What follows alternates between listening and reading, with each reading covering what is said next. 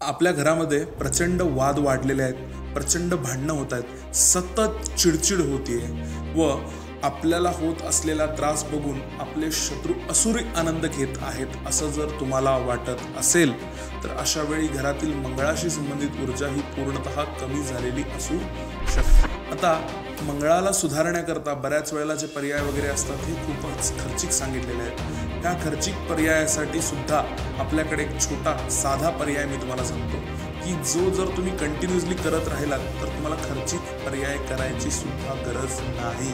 तो उपाय असा आहे की आपलं घर जे असेल ते रोज आपण लोटायचं।